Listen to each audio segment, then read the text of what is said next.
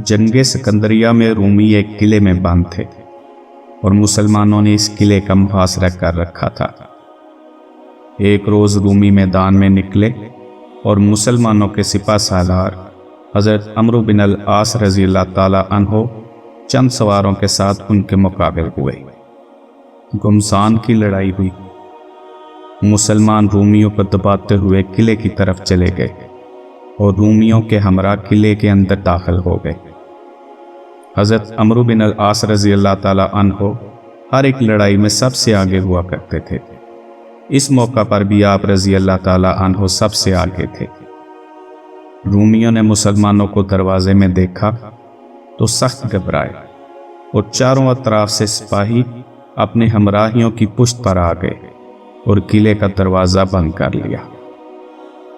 इसी असना में हज़रत अमरू बिन अल आस रज़ी अल्लाह ताला अन्हो मुस्लिमा बिन मखल्ला और अपने गुलाम दरदान के साथ किले के अंदर ही रह गए। रूमी उनको गिरफ्तार करके अपने आला अफसर के पास ले गए। रूमी अफसर ने इन कैदियों को मामूली सिपाही समझा, क्योंकि हज़रत अमरू बिन अल आस रज़ी अल्लाह ताला अन्हो ने कोई जर्नैली वर्दी न पहनी हुई थी, बल्कि उनका लिबास बिल्कुल आम सिपाही जैसा था। रूमी अफसर ने बड़ी हकारत से उन्हें मुखातब करके कहा, तुम भूखे, नंगे और जाहिल अरबों ने इस मुल्क में फितना बर्पा कर रखा है। हज़रत अमरू बिन अल आस रज़ी अल्लाह ताला अन्हो ने नहायत बेबाकाना तौर पर जवाब दिया कि हम फितना फैलाने नहीं आए, बल्कि हम दूसरी अक़वाम को पस्ती से निकाल कर तरक्की और खुशहाली के बाम पर पहुंचाने आए हैं। हम इस्लाम की बरकतें साथ लाए हैं जो हम हर कौम के सामने पेश करते हैं।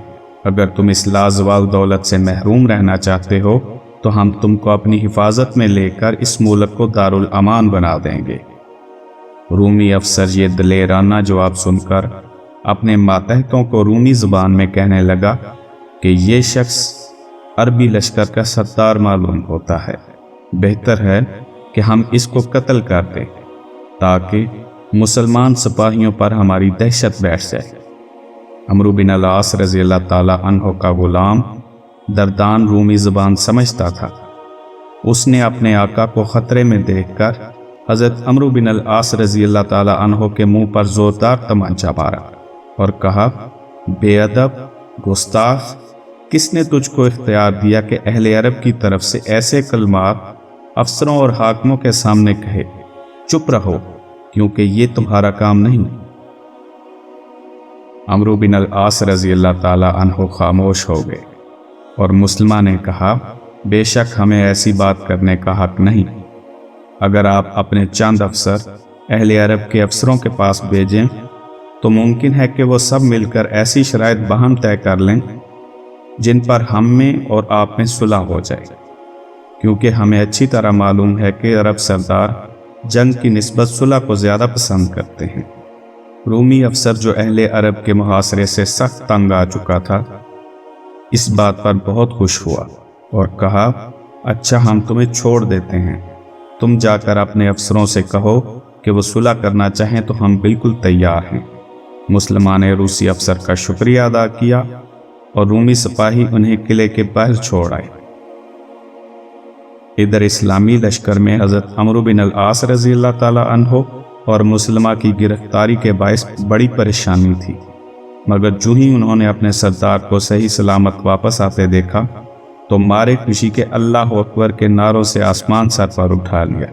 रोमियों के कानों में यह खुशी की आवाज़ पहुंची तो वो सख्त परेशान हुए और इस तमाचे की हिकमत जो गुलाम ने आका के मुंह पर मारा था अब समझे।